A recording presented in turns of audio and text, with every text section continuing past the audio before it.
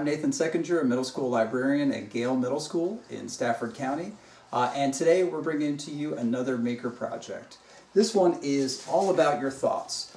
Today we're going to be making a journal that allows you to share your thoughts. If you're not keeping a journal or doing some writing right now, this is a great time, a great place to be doing that. And here's a fun project to get you started. Journaling can be used for lots of ideas, everything from recording your thoughts each day, poetry, what you're seeing outside your window, or hopefully you're getting outside a little bit while staying safe. Nature is changing every day. It's a great time to record some of those things that you're seeing. And of course, my favorite use for a journal is to write down what I'm reading. All those great things that I'm reading, what I think about it, and maybe some ideas that I have for some good stories. So, if you have any good thoughts, this journal is a great place to put them. And today we're going to be talking about how you can build it. It's pretty simple. You need just a few resources that we have out here on the table. So for this project, all you're going to need is some paper. Hopefully you have a glue stick at home. And a pair of scissors. Now I've got a colored piece of paper, but that doesn't really matter. You could even try and use some other materials like cardstock or newspaper or gift wrap or something like this. When you see the folds in mine, maybe you'll come up with a good idea. But I have a couple of sheets of white paper and then a colored piece of paper here. Okay, so let's get started. There's two parts to our journal here. It has kind of an outside cover and then the paper on the inside. That's called a folio. So what we're going to see, there's two steps to this based on those two parts. So let's get started with that outside cover. Okay, the first thing that we want to do is find the middle a long ways on this paper. So what I'm going to do is roll my paper over, and I'm not going to quite do a hard fold where I press down. I'm going to do just kind of a soft fold, that way I can get a sense of where that middle is, okay, without getting a crease in there. All right, so I open it up and I can see I've got this soft fold here. I can see I have a line that I'm going to now take each end and fold to meet. So I'm going to make two long folds here, come to the middle,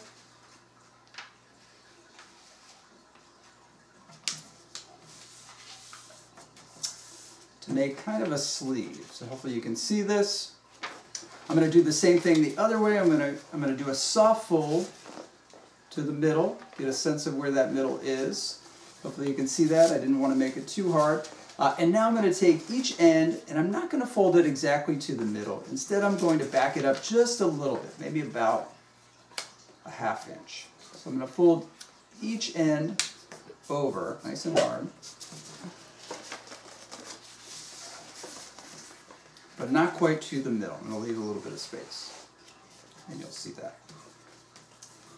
All right, and if this shape looks familiar to you, this kind of looks like a hardcover book, the paper sleeve that's on it. So we've got that, we've got our cover set aside. This is a good time before we build any further to decorate this. You could add some graphics, you could add some stickers, some colored pencil, marker, things like that to make this look more exciting.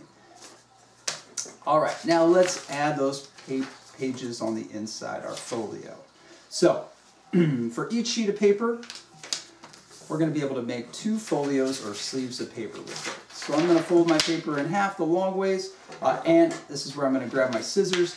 I'm going to start to do my cuts. Now I'm not going to cut right here on the fold line. I'm going to cut just on the inside of it. Just a tiny bit.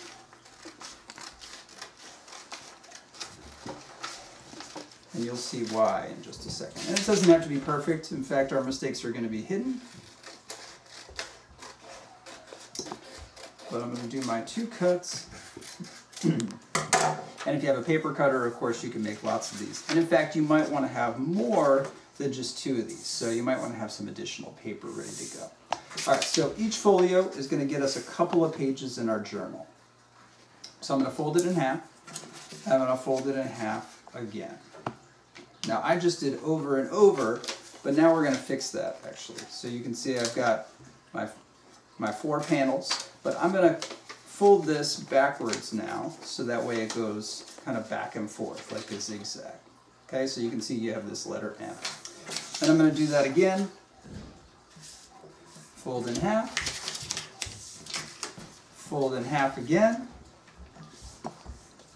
And then we're going to flip that so that way we have this zigzag pattern.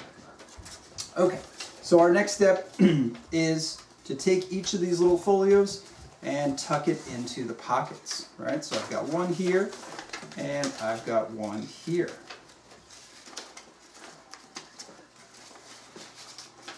All right, now if I was done here, then I would just take my glue stick and I would add a little bit of glue right here to connect these, and you can see I've got my journal. Now, this isn't that many folios. I only have 1, 2, 3, 4 pages, so not a whole lot of room to write. This might be a great time to add some more papers. Instead, I can add more folios by gluing them to these ones right here. If I want to keep my book small, then I just add a little bit of glue right here. And I just line up these 2 pages, like so. So this book could be as thick as you want it, based on how many of those little zigzag folios you want to add to it. And that's exactly like a book. It gets bigger and bigger based on those number of pages that are needed. So here's our journal right now, and I'm ready to share some of my thoughts.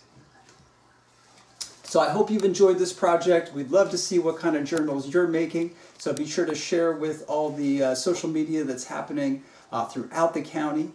Keep learning, keep growing, and of course join us soon for another Great Maker project. We'll see you soon. Bye-bye.